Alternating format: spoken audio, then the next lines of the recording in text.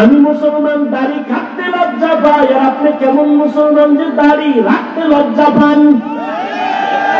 আমি বড় আশিকের রাসূল, আমি নবীর আশিক, মসজিদে না ঢুকলে লজ্জা পাই, আর আপনি রাসূলের আশিক, মসজিদে ঢুকতে গেলে লজ্জা পান। আমি পর্দা না করলে লজ্জা পাই, আর আপনি পর্দা করতে গেলে লজ্জা পান। বড় আফসোস, সেদিন একটা যুবক মোনাজাতের পরে স্টেজ থেকে নামার সময় হাতটা ধরে দোয়া চায়, আর বলে হুজুর আমি আর্মির চাকরি করি, হঠাৎ করে ছেড়ে দিয়েছি। কেন? এই মুহূর্তে তো আর্মির বড় মূল্য। আমাকে বারবার টর্চার করা হয় মানসিক ভাবে, দাড়ি কেটে ফেল। আমি রাসূলের মহব্বতে চাকরি ছেড়ে দিয়েছি, চাকরি চলে যাবে, দাড়ি কাটবো না। ও মুমিন বাবারা, আপনার ইমান আমার ইমান। একজন মুমিন কয় আমি মরিয়া যাব, চাকরি যাবে, নামাজ ছাড়বো না। আর একজন ইমানওয়ালা কয় আমার নামাজ যায় যাক, চাকরি ছাড়বো না। মুমিনে মুমিনে ব্যবধান আছে না নাই? বড় কঠিন জিনিস। কিন্তু একজনে বলে পর্দা লঙ্ঘন হয়, আমি এখানে কাজ করব না। আর একজনে বলে পর্দা করার দরকার নাই, আমার চাকরি ঠিক রাখবো, সেও মুসলমান। সবকিছুর মূলে বুঝের অভাব। কিসের অভাব? আমার বুঝ টুপি মাথায় দিলেই শান্তি আর সম্মান, আপনার বুঝ হলো টুপি না দিলে সম্মান। বুঝটা যেদিন ঠিক হয়ে যাবে, সেদিন আপনার গালেও দাড়ি উঠবে, জেনারেল লাইনে থাকলেও আর দাড়ি ছাড়বেন না, কারণ আপনার বুঝ ঠিক হয়ে গেছে। বুঝটা ঠিক করার জন্যই উলামায়ে কেরামের বয়ান। রহমতের নবী জীবন ভর কষ্ট করেছেন, মানুষকে দ্বীনের দিকে ডাকছেন। সারা দুনিয়ার সমস্ত মুমিন মুসলমান নবী রাসূল যত কষ্ট করেছেন, এর থেকে কোটি গুণ কষ্ট রাসূল করেছেন একা। এজন্য নবী বলেন আল্লাহ যাকে মুহাব্বত করবেন, ভালো চাইবেন, তাকে তাফাক্কুহ ফিদ্দীনের মাকাম দান করবেন, দ্বীনের সহিহ বুঝ দান করবেন। এখানে এত মানুষ, সবাই খুশি, এত লোক, কিন্তু আমি অতটা খুশি না। কেন? এখানে অনেক মানুষ বসে আছে, সবাই দাবি করে আশিকে রাসূল, অথচ ফজরের নামাজ অনেকে পড়ে নাই, যোহর পড়ে নাই, আসর পড়ে নাই, মাগরিব পড়ে নাই, এশাও পড়ে নাই। আছে না নাই? নামাজ না পড়িয়া যদি আশিক হয়, তাহলে আমরা নামাজিরা ভণ্ড। অথচ রহমতের নবী বলেন বাইনাল আবদি ওয়া বাইনাল কুফরি তারকুস সালাহ। মুমিন আর বেঈমানের মাঝে ব্যবধান হলো নামাজ। বেঈমানেরা নামাজ পড়ে না, মুমিন যারা তারা নামাজ ছাড়ে না।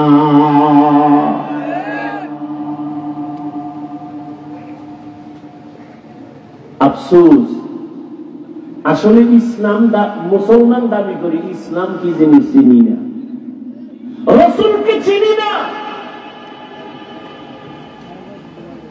ওয়াজকুরনির ঘটনাই বয়ান হয়, কিন্তু ওয়াজকুরনির ইশক অন্তরে নাই।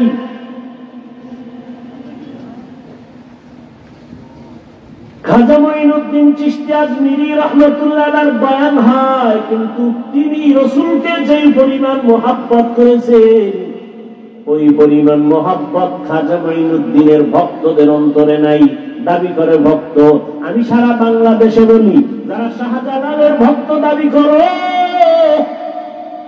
শাহপরানের ভক্ত, শাহ মাখদুমের ভক্ত, খাজা মঈনুদ্দিনের ভক্ত দাবি করে, নামাজ পড়ে না, ওরা ভণ্ড।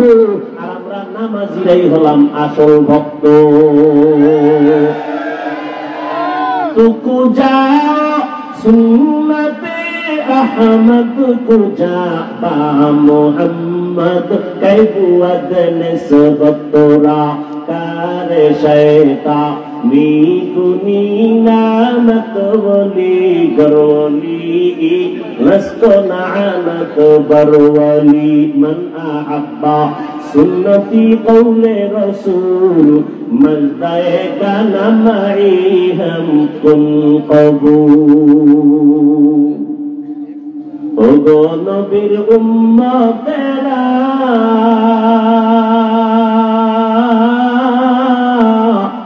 हुए আজি দিশাহারা কোরআন হাদিসের চলো যখন যাহা চায় মনে নবী বিনে কে তরবে ফুসিরাত মিজানে নবী বিনে কে তরবে ফুসিরাত মিজানে চলো চলো চলো মুমিন চলো নবীর সন্ধানে নবী বিনে কে তরবে ফুসিরাত মিজানে নবী বিনে কে তরবে ফুসিরাত মিজানে উম্মতের কান্ডারি নবী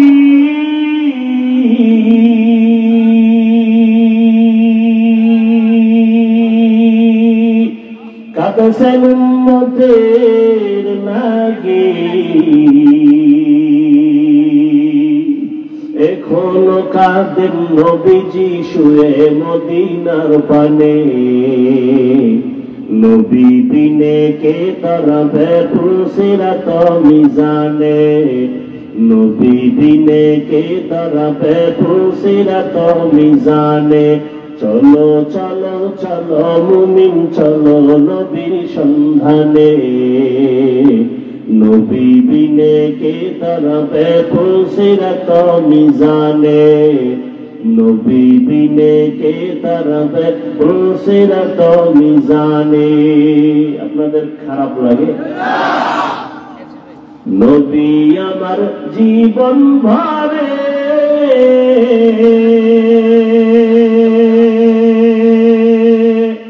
দিনের লাগি কষ্ট করে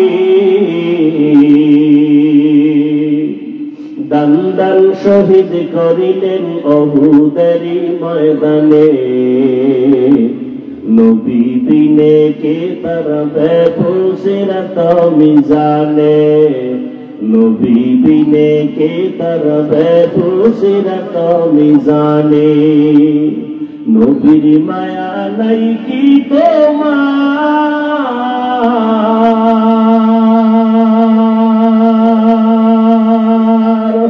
কেমনে দুঃখ দাও যে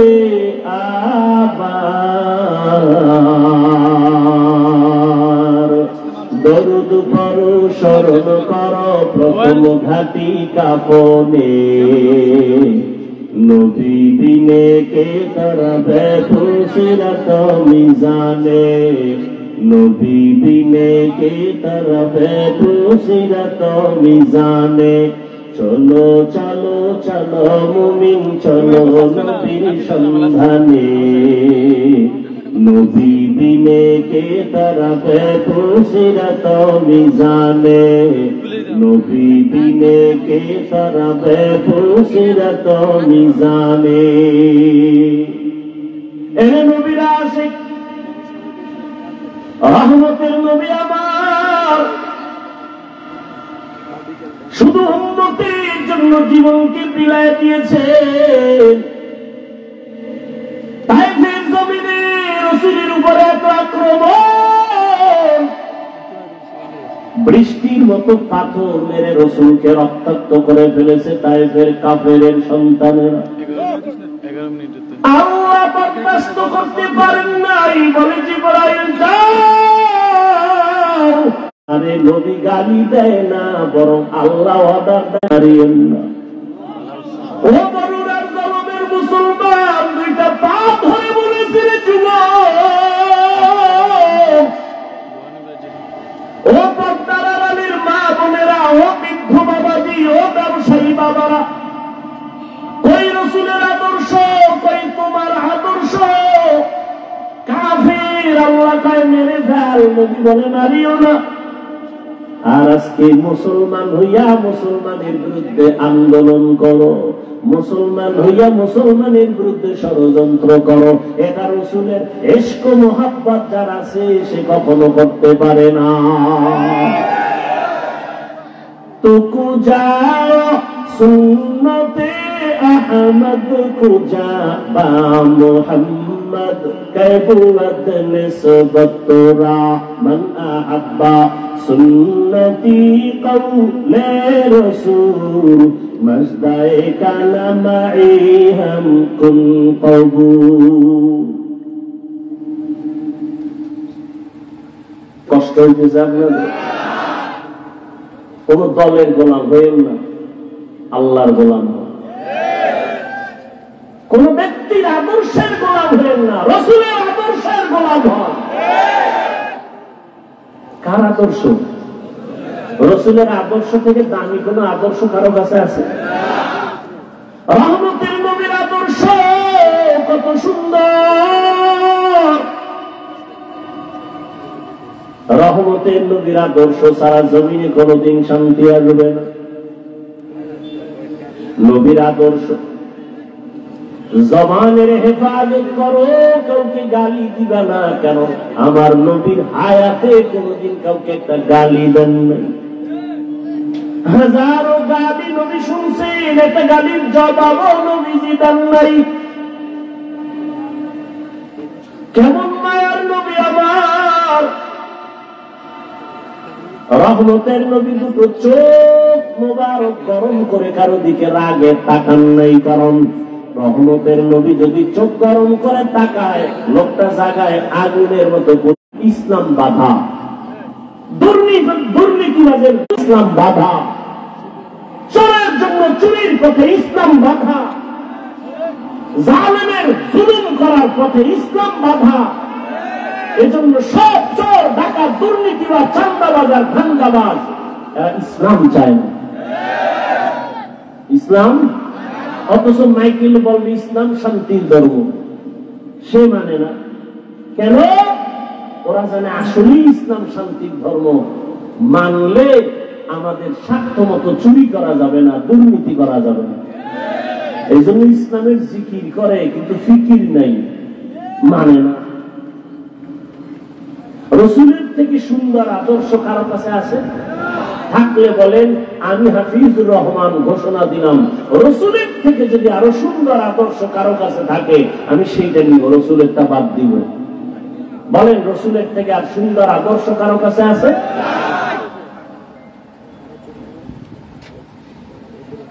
আল্লাহ হেদায়েত দান করুন। পৃথিবীতে একজন রাষ্ট্র পরিচালনাকারী রাজনীতিবিদ নেতা, আপনারা অনেকেই তার নাম জানেন, বাদশাহ হারুন রশিদ। জানেননি তার নাম? তিনি একদিকে রাষ্ট্র পরিচালনা করেন, রাজনীতিবিদ নেতা, অন্যদিকে আল্লাহ পাকের প্রিয় এক বুজুর্গ, আল্লাহর ওলি গোলাম। মুসলমানের ইতিহাসটা এমনই। বাদশাহ হারুন রশিদের ইতিহাস, মামুনুর রশিদের ইতিহাস, মোগলদের ইতিহাস। তারা একদিকে দেশ চালান, অপরদিকে রাতের বেলা তাহাজ্জুদে আল্লাহর কাছে সিজদায় করে কাঁদেন। এই জন্য তারা শান্তিকে তিনি দেখায় গেছেন এই জাতিকে। আমরা পারি না কেন?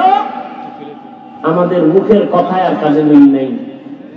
স্লোগান দেই কেউ খাবে কেউ খাবে না, স্লোগান পর্যন্তই থাকে, কাজের বেলায় নিজে খায়া মরি, অন্যের খানার খোঁজ নিব না। আর স্লোগান দিব বৈষম্য চলবে না। বৈষম্য বিরোধী আন্দোলন করার সুযোগ পাইয়া আম্মা জানেরা রাস্তায় নামছে যে নারী পুরুষ এক বানায় দাও, কোন বৈষম্য রাখা যাবে না। কোন জায়গাটা কোন জায়গায় গিয়ে লাগাই দিচ্ছে, বুদ্ধির অভাব। আবার কিছু চালাক এরা এদের সাথে তাল মিলায় বলে ইসলাম নারীর অধিকার দেয়নি, অথচ হাজার কোটিবার আল্লাহর জাতের কসম ইসলাম ছাড়া এই নারীর ইজ্জত সম্মান আর কেউ দেয়নি। সবাই করেছে নারীদের উপরে জুলুম, ইসলাম করেছে নারীর উপরে ইনসাফ। বাদশাহ হারুন রশিদ বড় বুজুর্গ, দেশ পরিচালনা করেন। তিনি একদিন তার রাজপ্রাসাদে দেশের বড় বড় আলেমদের দাওয়াত দিলেন, দুপুর বেলার খানার দাওয়াত। বয়ান শুনলে ডিস্টার্ব করা যাবে না, না আমি মোনাজাত দিয়ে চলে যাব। হেদায়েতের মালিককে, কোন ব্যক্তির হাতে হেদায়াত নাই, বাকি ডিস্টার্ব করবেন না। ওলামায়ে কেরামদের রাজপ্রাসাদে ডাক দিলেন, খানা দানা সুন্দর ভিআইপি আপ্যায়ন করাইয়া বাদশাহ হারুন রশিদ বললেন, মেহমানদারি যথার্থ হয়েছে তো? বলে আলহামদুলিল্লাহ। বলে এবার আসেন আমার কনফারেন্স রুমে। ওখানে নিয়ে বসালেন দেশের সব উল্লেখযোগ্য ওলামায়ে কেরাম। বাদশাহ হারুন রশিদ সিংহাসনে বসে বললেন, আমি যে আপনাদের ডাকছি আমার মনের একটা কঠিন প্রশ্নের জবাব নেওয়ার জন্য। বলে তাই? বলে হ্যাঁ। বলেন কি প্রশ্ন? বাদশাহ হারুন রশিদ বললেন, আপনারা আমাকে চিনেন? বলে হ্যাঁ চিনি। আমি শুধু দেশ চালাই এতটুকুই না, আমি দ্বীনের পথে আমল করার জন্য চূড়ান্ত চেষ্টা চালাই। অতএব আমি নেক আমল করি, যথাসাধ্য আমি গুনাহ থেকে বেঁচে থাকার চেষ্টা করি। আমি আপনাদের থেকে জানতে চাই, আমি বাদশাহ হারুন রশিদ জাহান্নামী নাকি জান্নাতি? ওলামাদের মজলিসে প্রশ্নটা ছেড়ে দিলেন। একজন একজন করে সবাই এক আওয়াজ দিলেন যে আপনি জান্নাতি না জাহান্নামী এটা বলার কোন পাওয়ার, কোন সুযোগ আমাদের? হ্যাঁ, এতটুকু বলা যাবে, আপনি যদি ভালো আমল করেন তো আপনি জান্নাতের পথে আছেন, জান্নাতি বলা যাবে। আপনি যদি অপরাধমূলক অন্যায় কাজে জড়িত থাকেন আপনাকে বলা যেতে পারে আপনি জাহান্নামের পথে আছেন, জাহান্নামী বলা যাবে। বাদশাহ হারুন রশিদ মজাক করলেন, আমাকে যদি আপনারা একটা সাইড করে দিতেই না পারেন তো আপনাদের খাওয়াইয়া লাভ হইল? এত বড় মেহমানদারি করাইলাম, কি লাভ হলো? নিরাশ হয়ে গেলেন বাদশাহ হারুন রশিদ। ঠিক আছে আপনারা যান, দেখি জবাব কোনদিন পাই কিনা। ওলামায়ে কেরাম সঠিক কথা বললেও মনের মধ্যে একটু দুঃখ, বাদশাহ মনকে খুশি করতে পারলাম না। নিরাশ হয়ে ওলামায়ে কেরামও যাবেন। ঠিক এমন সময় ওই মজলিসের পেছনে একটা 9 বছরের বালক দাঁড়ায় গেল। দাঁড়ায় বললেন, বেয়াদবি ক্ষমা চাই। বাদশাহ জাহাপনা, আপনি যদি হুকুম দেন জবাবটা আমি দিব। তাদের মতো না আলাদা? বলে আলাদা দিব। ঠিক আছে দাও, আমাকে কাছে নেন। 9 বছরের বালককে বাদশাহ রাস্তা করে কাছে আনলেন। 9 বছরের বালক বাদশাকে বললেন, প্রশ্নের জবাবটা কি আপনি দিবেন না আমি? বলে তুমি দিবা। তাহলে বলুন তো, প্রশ্ন করনেওয়ালা সে একটু উঁচু মর্যাদার না যে উত্তর দেয় তার মর্যাদা একটু বেশি? বাদশাহ হারুন রশিদ বলে, যে উত্তর দিবে ক্ষণিকের জন্য তার মর্যাদা কি? 9 বছরের বালক বলে, বেয়াদবি ক্ষমা করে আমাকে সিংহাসনে বসায় দেন, উত্তর দেওয়ার ঘরে নামায় দিয়েন, আপাতত উত্তর দেওয়া পর্যন্ত আপনি নিচে বসেন। বাচ্চাকে উত্তর জানতে হবে, বড় আবেগওয়ালা উত্তর, আমি জান্নাতি না জাহান্নামী। এখন বাচ্চা যেহেতু জবাব চায়, আর সব আলেমরা তাকায় আছে এই ছোট বাচ্চা কি বলবে। ওই যে শুরুতে বলছিলাম, বান্দা চাইলে কিছুই, আল্লাহ চাইলে। বাচ্চা হারুন রশিদ চাইছিল আলেমরা জবাব দিবে, কিন্তু আল্লাহ চাইছে বাচ্চারে দিয়ে জবাব দেব, রেডিও। বাচ্চা কয় ঠিক আছে, প্রহরীরা আমাকে নিচে বিছানা দাও, বাচ্চাকে সিংহাসনে বসাও। 9 বছরের বালকের সিংহাসনে বসায় দিল, বাচ্চা হারুন রশিদ নিচে বসল। 9 বছরের বালক হারুন রশিদের সিংহাসনে বসিয়া জবাব দেওয়ার আগে বলে, এলেমের মর্যাদা তো এমনই হয়। কিসের মর্যাদা? এলমেরা এজাজ করদান বেহিসাব, হলকেরা দাদান জবাবে বাসওয়াব হক নদারত, दोस्त खल्का जारेरा निस्ती खसलत के दिनदारेरा। 9 বছরের বালক বাদশা হারুন রশিদের সিংহাসনে বইয়া প্রথম একটা ভাষণ দিয়া কয়, এত বড় বড় উলামায়ে কেরামের মজলিসে আমি 9 বছরের সন্তান বাদশাকে নিচে বসাইয়া সিংহাসনে বসছে, এটা আমার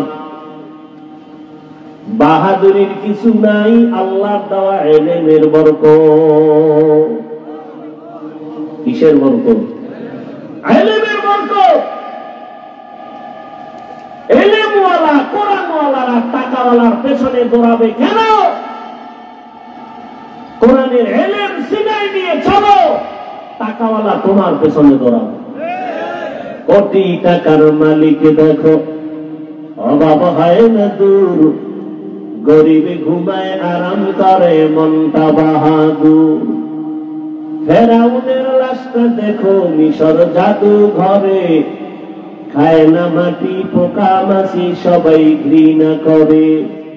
হৃদয়ে থাকিবে যার নম্রতা সাদা, রহমত আসিবে সেটা প্রভুর ওয়াদা। বড় বাড়াই থাকলে দিলে রহমত আসবে না, নিজেকে নিজে ছোট মনে করিও সাদা।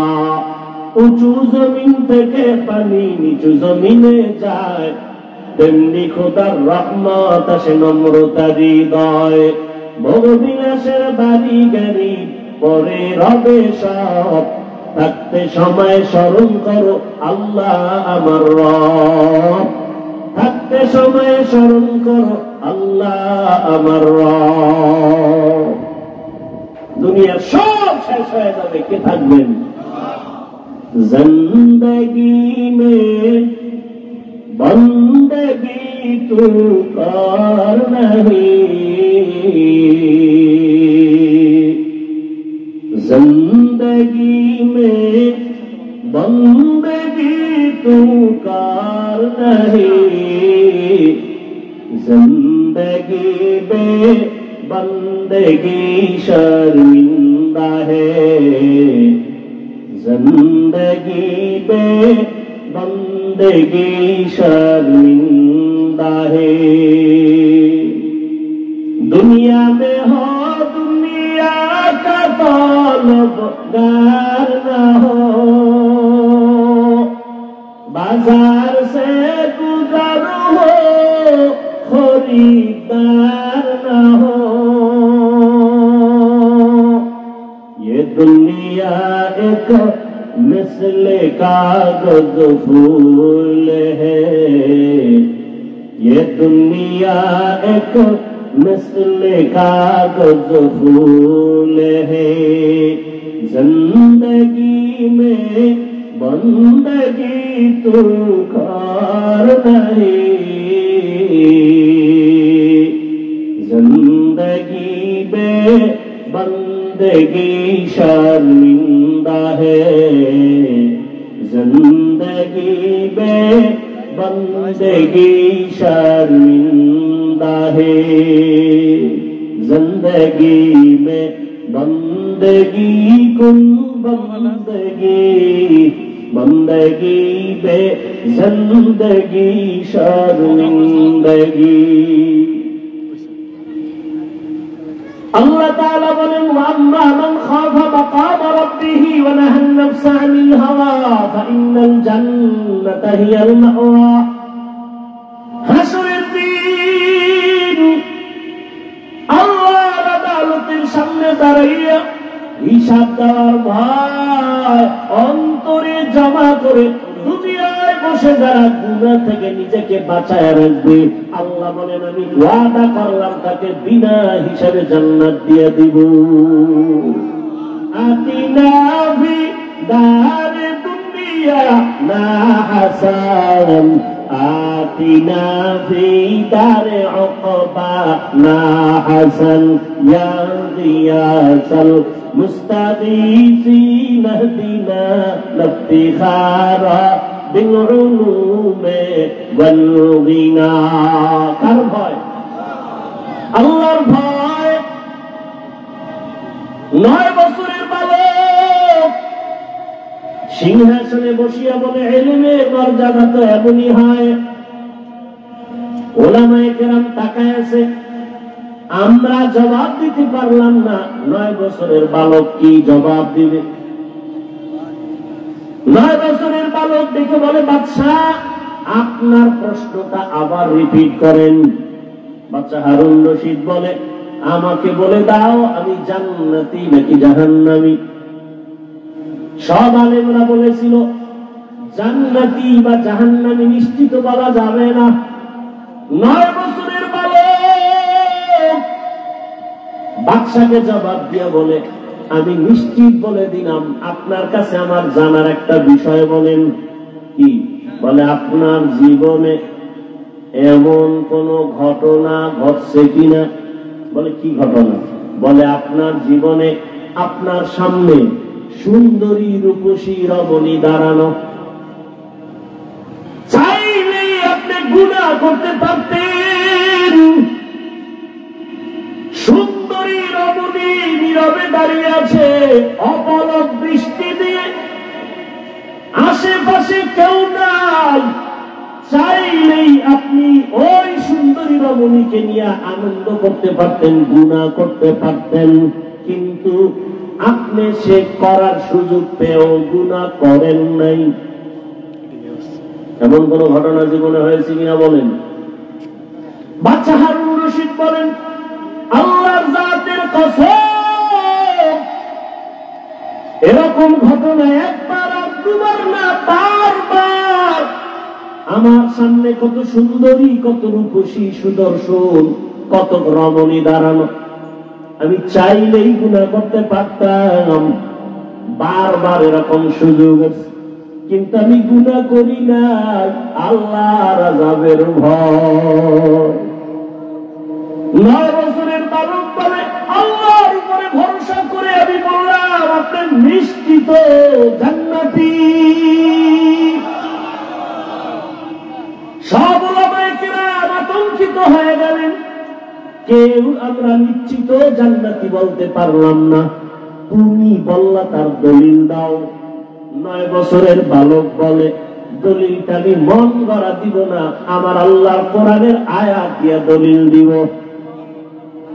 দাও দলিল। বাচ্চা বলে দলিল নাও। ওয়া আম্মা মান খাফা মাকাম রাব্বিহি ওয়া নাহান নাফসা আনিল হাওয়া ফাইন্নাল জান্নাতা হিয়াল মাওয়া। হর কে দারত খাউফে হক দার দিল মাদাম জান্নাতুল মাওয়া দেহাত উরা মাকাম জুজবা আকচি জে মখাজ ইনসুজা ফজলে উআ মস্তে দর জুমলা জাহা। 9 বছরের বালক দেখে বলে বাদশা যাহাবো না, আল্লাহর কোরআন দলিল, আল্লাহ ওয়াদা করেছেন দুনিয়ার জমিনে থাকিয়া গুনাহ করার সুযোগ পাইয়াও যারা আল্লাহর আদালতে দাঁড়াইয়া হিসাব দেওয়ার ভয়ে বান্দা গুনাহ করবে না, আল্লাহ ওয়াদা করেছেন আমি তাকে নিশ্চিত বিনা হিসাবে জান্নাত দিয়ে দিব। আল্লাহর কোরআনের আয়াত দিয়ে আমি দলিল দিলাম। বাদশা হারুন রশিদ জান্নাতের মেহমান। ও জলমের মুসলমান, ও যুবক, আল্লাহর ভয় অন্তরে জমা করো, দুনিয়াটা কিছুই না রে বাবা। আমি যে এতক্ষণ চিল্লাইয়া বয়ান করতেছি একবারও কিন্তু বলি না ও জনমের মুসলমান আমার মতো টুপিওয়ালা হও, দাড়িওয়ালা হও, মাদ্রাসায় যাও, স্কুলে তালা লাগায় দাও, একবারও বলি না। বরং আমি বলি ও জনমের মুসলমান যুবক বাবারা, বৃদ্ধ বাবাজি, পর্দার আড়ালের মা বোনেরা, আমি আপনাদের শুধু একটা কথা বলবো, আপনি যে লাইনে থাকেন, ব্যবসা করেন, চাকরি করেন, স্কুল কলেজে লেখাপড়া করেন, আমি আপনাদের কাছে একটা আবদার করব, রসুলের আদর্শের মালা গলায় পড়েন, স্কুলে পড়েন আলহামদুলিল্লাহ, কলেজে লেখাপড়া করেন কোনো বাধা নাই, চাকরি করেন বাধা নাই, ব্যবসা করেন বাধা নাই। ও আল্লাহর বান্দা, অনুরোধ করে বলবো সফল জীবনটা তৈরি করেন, আদর্শ একটা মানুষ হইয়া কবরে যান। আদর্শ মানুষ হওয়ার জন্য 22 হাতের পাগড়ি লাগানো লাগবে না, মাদ্রাসায় পড়ে মাওলানা হওয়া লাগবে না, মাদ্রাসায় আলেম ওলামার অভাব নাই, আমার দেশে মাদ্রাসায় ছাত্রের অভাব নাই, মুফতি মুহাদ্দিসের অভাব নাই, ইমামের অভাব নাই। আমার দেশে অভাব আদর্শবান ডাক্তার নাই, আদর্শবান ইঞ্জিনিয়ার নাই, আদর্শবান প্রফেসর নাই। অতএব যুবক বাবারা, স্কুল কলেজে পড়ে আদর্শবান ডাক্তার হও, আদর্শবান ইঞ্জিনিয়ার হও, আদর্শবান এসপি হও, আদর্শবান ওসি হও। আমার দেশের প্রত্যেকটা ডিসিএসপি যদি, ওসি যদি আদর্শবান হয়, মদিনাওয়ালার আদর্শওয়ালা নামাজি হয়, এই জমিনে কোরআনের বয়ান করতে গেলে কোনো অনুমতি নেওয়া লাগবে না। ডাক্তার আছে, তাসলিমা নাসরিনের মতো হলে কি হবে? ওই ডাক্তারের জাতি চায় না। প্রফেসর আছে, তবে আহমদ শরীফের মতো প্রফেসর হয়ে লাভ নাই। ইঞ্জিনিয়ার হও, ডাক্তার হও, তবে আদর্শবান হইও। ও যুবক, আল্লাহ বিবেক দিছে, বিবেকটা দিয়ে একটু হিসাব মিলায় দেখো। তোমার মতো যুবক স্কুল কলেজে পড়ে, লেখাপড়া করে, চাকরি করে, 5 ওয়াক্ত নামাজ পড়ে আছে না নাই? দাড়িওয়ালা আছে না নাই? র্যাব, আর্মি, পুলিশ, বিডিআরের চাকরি করে, নামাজ ছাড়ে না। জলমের মুসলমানের কাছে আমার আবদার, আমি যে এতক্ষণ বয়ান করতেছি একবারও কিন্তু বলি নাই তাবলিগে যাও, একবারও কিন্তু বলি নাই চরমনাই যাও, একবারও বলি নাই উজানির ময়দানে যাও, একবারও বলি নাই তুমি 22 হাত পাগড়ি লাগাও, একবারও বলি নাই তুমি কওমি মাদ্রাসায় যাও, একবারও বলি নাই তুমি স্কুল কলেজ ছেড়ে দাও, একবারও বলি নাই তুমি চিল্লা লাগাও, একবারও বলি নাই তুমি নানু গুরপীরের দরবারে যাও। বাবা, আমি কেন বলি নাই? আমি শুধু এতটুকুই বলবো, তুমি পীরের দরবারে যাও বা না যাও তোমার ইচ্ছা, তুমি তাবলীগ করো না করো তোমার ইচ্ছা, তবে আমি অনুরোধ এতটুকু করবো, স্কুল কলেজে পড়িয়াও যেন জান্নাতের পথ পাইয়া যাও, স্কুল কলেজে পড়িয়া চাকরি করিয়াও যেন জান্নাতের পথ পাও। চাকরির কাছে থাইকা, কলেজে থাইকা লেখাপড়া করিয়া কি জান্নাতের পথ পাওয়া যাবে নি? যাবে। অতএব আমি সেই পথটাই দিতে চাই।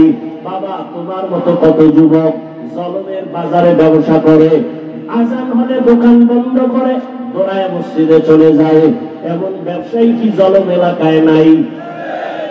নিজের মনটারে বুঝাইও, আমি কিন্তু হুজুর হইতে বলি নাই, বরং আমি বললাম তোমার মতো জেনারেল লাইনের যুবক যদি ব্যবসা করে, নামাজ পড়ে, বলো তোমার পায়ে হাত রাইখা বলি, বলো তুমি কেন নামাজ পড়তে পারো না?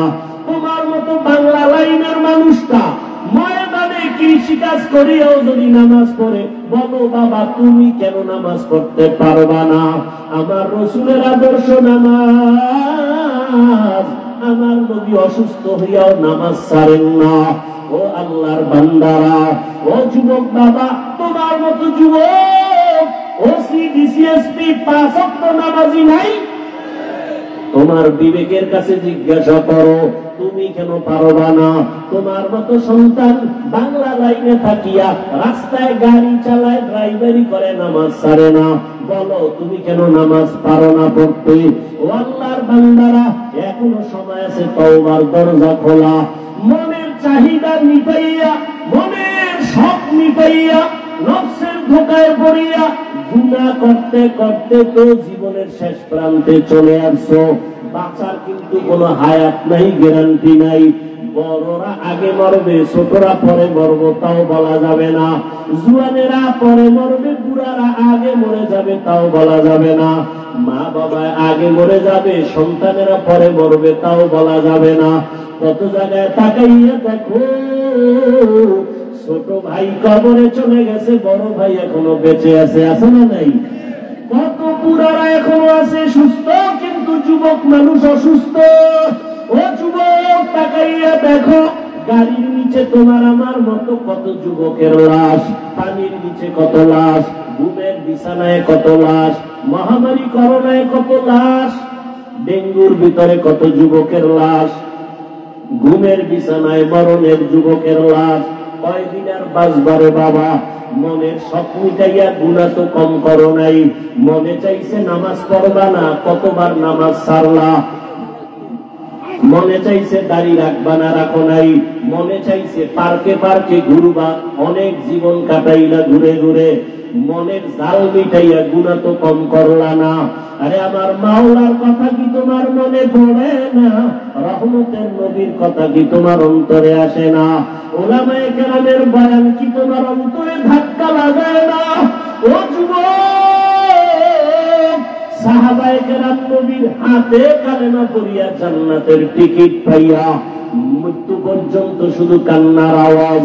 আল্লাহর আদালতে কেমনে দাঁড়াইয়া জবাব দিব? আবু বকরের কান্না, ওমরের কান্না, ওসমানের কান্না, জীবনটা কান্নায় কাটায় দিলেন। আর তোমার আমার তো কোনো আমলের খবরই নাই, চোখেও পানি নাই রে যুবক। কয়দিন আর জীবনের বাহাদুরি করবা, যৌবনের বাহাদুরি করবা? এখনো সময় আছে, তওবা করে নাও। ডাক্তার হও, তবে আদর্শবান ডাক্তার হইও। ইঞ্জিনিয়ার হলে আদর্শবান ইঞ্জিনিয়ার হইও। বলবা হাফিজ ভাই, আদর্শবান ডাক্তার হওয়ার জন্য কি করতে হবে? ভালো করে মনে রাখবা, তিনটা জায়গায় বেয়াদবি করা যাবে না। যদি করো তো জীবনে ডাক্তার হতে পারবা, আদর্শবান হতে পারবা না। ইঞ্জিনিয়ার হতে পারবা, আদর্শবান হতে পারবা না। এক নাম্বার জায়গা, মা বাবার সাথে বেয়াদবি করা যাবে না। দ্বিতীয়, মুরব্বী উলামায়ে কেরামের সাথে বেয়াদবি করা যাবে না। আর একটা হলো তোমার শিক্ষকের সাথে বেয়াদবি করা যাবে না। এই তিন জায়গায় যদি বেয়াদবি করো, আল্লাহর কসম আদর্শবান হতে পারবা না, সম্মান জীবনে আসবে না, বরং মরণের আগে তোমার পতন শুরু হয়ে যাবে। মা বাবার সাথে যদি বেয়াদবি করো, মরার আগেই তোর পিছনে পরে পঙ্গু হয়ে যাবি। যদি শিক্ষকের সাথে বেয়াদবি করো, আর শিক্ষক যদি কষ্ট পায়, একটা নিঃশ্বাস ফেলে দেয়, মরার আগে জীবন ধ্বংস হয়ে যাবে। মুরব্বী উলামায়ে কেরামের অন্তরে যদি কষ্ট দিয়ে চলো, জীবনটা মরণের আগে ব্যাহত হয়ে যাবে। এই জন্য তিন জায়গায় বেয়াদবি করা যাবে না। ও পর্দার আড়ালের আম্মা জানেরা, বোনেরা, আপনার মতো কত মা কত বোন এই এলাকায় এখনো আছে, নামাজ ছাড়ে না, বেপরদায় চলে না, সন্তানটাকে আদর্শওয়ালা বানানোর চেষ্টা করে, স্বামীর মাল হেফাজত করে, খেয়ানত করে না, মোবাইলে সময় নষ্ট করে না। ও আম্মা জানেরা, আপনাদের এই সন্তানদের যত বয়ান করলাম, এই বয়ানগুলো কাজে লাগানোর জন্য আপনাদের মেহনত আর দোয়া লাগবে। কারণ আপনাদের দোয়া ছাড়া সন্তানের জীবনে সফলতা আসবে না। মা বাবার চোখের পানি আর দোয়া সন্তানের সফলতার চাবি। মা বাবার চোখের পানি আর দোয়া না থাকলে আমি এই চেয়ারে বসতে পারতাম না। মা বাবার চোখের পানি দোয়া না থাকলে তুমিও লেখাপড়ায় ভালো নাম্বার পাইতা না, চাকরি করতে পারতা না, তোমার বাড়ি গাড়িও হতো না, সম্মানের চেয়ারও পাইতা না। ওই মা বাবার দোয়া নাও। ও পর্দার আড়ালের আম্মা জানেরা, আপনার মতো কত মা কত বোন পর্দা করে স্বামীর মাল হেফাজত করে নামাজ পড়ে, আপনারা কেন পারবেন না?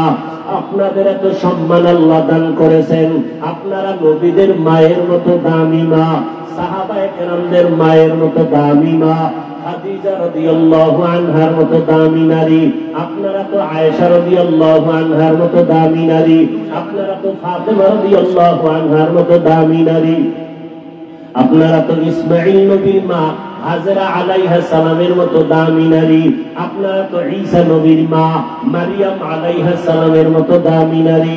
এই দুনিয়াতে আল্লাহর এক বড় দুশমন ছিল ফেরাউন। জানেননি তার স্ত্রীর নাম কি? আসিয়া।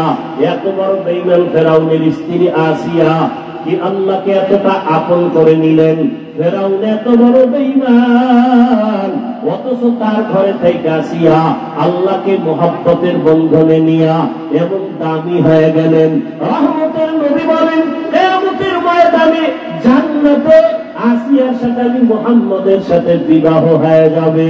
ও পর্দার আড়ালের আম্মা জান, এখনো সময় আছে, তওবা করে নেন। দুনিয়াটা কিছুই না, ওই সন্তানটাকে আদর্শওয়ালা মানুষ বানায় যান।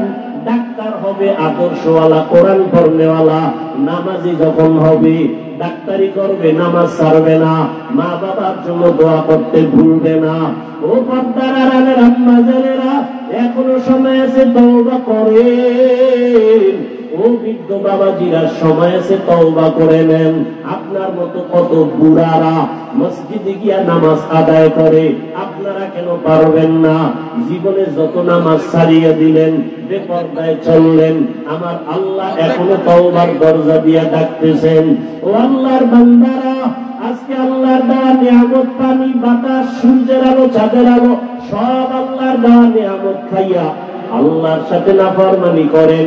শাস্তিটা বড় কঠিন, কিন্তু চিন্তা করছেননি যে শাস্তির ভয়ে রহমতের নবীও কান্না করতেছেন রুমের মধ্যে বসিয়া। আম্মা জান আয়েশা রাদিয়াল্লাহু আনহা রহমতের নবীর কান্না দেখে বলেন, ইয়া রাসূলুল্লাহ, আপনি আমার রুমে বসে কান্না করেন কেন? আমি আয়েশার কোনো বেয়াদবির কারণে নাকি? নবী বলেন, না আয়েশা, তোমার কোনো বেয়াদবি না। নবী বলেন, তো আম্মা জান বলেন, কাদার কারণ কি? রহমতের নবী বলেন, ও আয়েশা, আমার উম্মতের নিয়ে চিন্তা করি। হাসরের ময়দানে আমার উম্মতের উপায় কি হবে? কিয়ামতের ময়দান বড় ভয়ঙ্কর হবে। আম্মা জান বলেন, নবী কেমন ভয়ঙ্কর? ও জনমের মুসলমান বাবারা, পর্দার আড়ালের মা বোনেরা, রহমতের নবী বলেন, ও আয়েশা, হাসরের ময়দানে মানুষগুলো সব উলঙ্গ দাঁড়াবে, নারীরাও উলঙ্গ, পুরুষেরাও উলঙ্গ দাঁড়াবে। সূর্যটা মাথার উপরে চলে আসবে।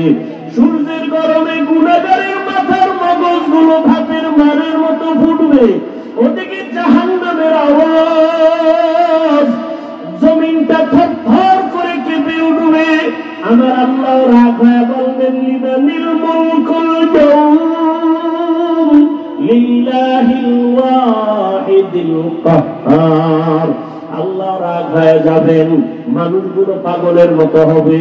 ও আয়েশা, এতটা ভয়ঙ্কর হবে হাসরের মাঠ, আল্লাহর আদালতে কেউ দাঁড়াবার সাহসী পাবে না। নবীদের কোনো গুনাহ নাই, সেই নবীরা হাসরের ময়দানে কান্না শুরু করবেন। আদম নবী কাঁদবেন, নিজের উপায় কি হবে? ঈসা নবী কাঁদবেন, কি উপায় হবে? মুসা নবী কান্না করবেন, কি উপায় হবে? ইব্রাহিম নবীও কাঁদবেন, কি উপায় হবে?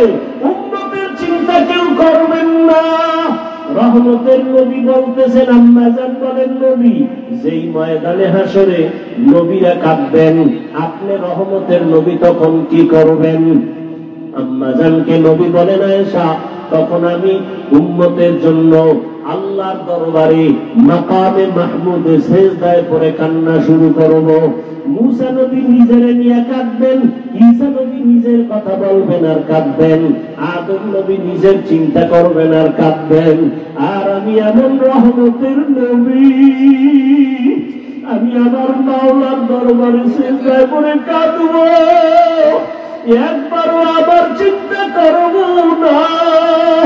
আমি বারবার আমার মালিকের দরবারে কাঁদব আর বলবো, আল্লাহ বাঁচাও, আমার উম্মতের বাঁচাও, আমার উম্মতের বাঁচাও। আমার কান্না দেখা মাত্র আমার আল্লাহ ঘোষণা দিবেন, নবী আপনি মাথা উঁচু করেন, আপনি কান্না করবেন না, আপনার উম্মত গুলো বাছাই করে আপনি জান্নাতের দিকে নিয়ে যান। আল্লাহ অর্ডার দেওয়া মাত্র আমি আমার উম্মত গুলো ধরে ধরে জান্নাতের পথের দিকে নিব। আম্মা জান আয়েশা রাদিয়াল্লাহু আনহা বলেন, ইয়া রাসূলুল্লাহ, হাসরের মাঠে কোটি কোটি মানুষ, মূসা নবীর উম্মত, ঈসা নবীর উম্মত, আদম নবীর উম্মত, ইব্রাহিম নবীর উম্মত, আপনার উম্মতকে চিনবেন কি করিয়া?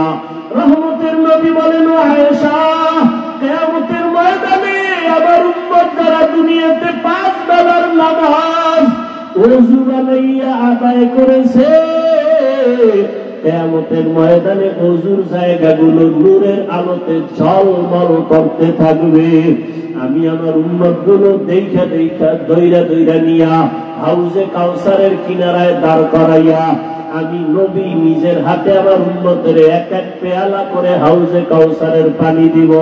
আমার উম্মত পানি পান করবে, এক এক পেয়ালা দিয়া এক এক উম্মতকে বিদায় করব। এক পর্যায়ে হঠাৎ লাইনে আমার উম্মত অনেক দাঁড়ানো থাকবে, মাঝখানে পর্দা পড়ে যাবে। আমি বলবো, ফেরেশতারা, আমার উম্মতের লাইনে কোনো বাকি, পর্দা ফালাইয়া দিলা কেন? তখন ফেরেশতারা বলবে, ইয়া রাসূলুল্লাহ, এরা আপনার আসল উম্মত না, এরা দুনিয়াতে আপনি চলিয়া যাওয়ার পরে আপনার সুন্নতের জবাই করেছে, উলামায়ে কেরামের বয়ান শুনে নাই, দাড়ি রাখার বয়ান শুনিয়াও রাখে নাই, নামাজ পড়ে নাই, পর্দা করে নাই, হালাল ব্যবসা করে নাই, জুলুম করিয়া গুনাহ করিয়া জীবন নষ্ট করে ফেলেছে। আল্লাহর নবী বলেন, আয়েশা, তখন আমি আমার ওই 2 নম্বর গুনাহগার উম্মতদের ধমক দিয়া আমি বলবো, সহকান সহকা লিমান গায়্যারা মিন বাদি, আমার সুন্নতের যারা জবাই করছো, আমার দাঁত ভাঙ্গা দিন যারা হেফাজতের চেষ্টা করো নাই, নামাজ পড়ো নাই, তোমরা আমার উম্মত না। সাথে সাথে গাইবি আওয়াজ আসতে থাকবে, এদেরকে জাহান্নামের শিকল লাগাইয়া দাও। ওয়াসিকাল লাযীনা কাফারু ইলা জাহান্নামা যুমারা হাত্তা ইযা জাউহা ফুতিহাত আবওয়াবুহা ওয়া ক্বাল, জাহান্নামের আগুন কত ভয়ঙ্কর, সূর্যের গরম সহ্য করতে পারো না রে বাবা, একটা বেতের বাড়ি সহ্য করা যায় না। কিয়ামতের ময়দানে সূর্য মাথার উপরে যখন আসবে, কেমন করে সহ্য করবারে যুবক? পায়ে হাত রেখে বলি, এখনো তওবা করে নাও। জীবনে তো দাড়ি কম কাটো নাই, বেপরদায় কম চলো নাই, জীবনে তো গুনাহ কম করো নাই, আর কত মরণের ভয় কি অন্তরে আসে না? এখনো যদি তওবার নিয়ত থাকে, তওবা করো, মনে মনে আমার আল্লাহকে ডাকো, হে মালিক। এই ময়দানে মনে হয় আমার মতো গুনাহগার আর কেউ নাই। আমার মা বাবা কেউ জানে না আমি কত বড় গুনাহগার, আমার স্ত্রী জানে না আমি বড় অপরাধী, আমার সন্তান জানে না আমি কত বড় অন্যায়কারী। ও আল্লাহ, তুমি জানো আমার হাতের দ্বারা কত গুনাহ করেছি। ও আল্লাহ, তুমি জানো আমার চোখের দ্বারা কত গুনাহ করেছি। ও আল্লাহ, তুমি জানো আমি জবানের দ্বারা কত গুনাহ করেছি। ও আল্লাহ, তুমি তো জানো অন্ধকারে বসিয়া বাতি বন্ধ করিয়া কত গুনাহ করেছি। মনে হয় জানো গুনার কারণে আমার হাত না পাক, আমার চোখ না পাক, আমার জিহ্বা না পাক, আমার অন্তর না পাক। ও আল্লাহ, জানি না কোন দিন আজরাইল হাজির হইয়া যায়, কোন দিন যদি আমার সন্তান থুইয়া কবরে যায়। আরে আজরাইল আসলে আমার সন্তানেরা আব্বু আব্বু বলিয়া ডাকবে, আমার জবানে আর আওয়াজ হবে না। আমার মা বলবে আমার সন্তান, আর আওয়াজ দেওয়া যাবে না। আজকে বলি আমার বাড়ি, আমার গাড়ি, আমার টাকা, আমার কিছুই তো আমার না। সাদা কাপড়ে প্যাকেট বানাইয়া ওই বান বাগানে রাখিয়া সবাই চলিয়ে যাবে। আজকে আমার ডাইনে বামে সামনে পেছনে কত ভক্ত কত বন্ধু, মরণটা যখন হবে কেউ নাই কেউ নাই কেউ নাই, অন্ধকার আর অন্ধকার আর অন্ধকার। ও আল্লাহ, তুমি ছাড়া আমার কেউ থাকবে না, তোমাকে না নিয়ে আর কবরে যাব না। ও আল্লাহ, শয়তানের ধোঁকায় পড়ে বহু অন্যায় করেছি, আজকে তো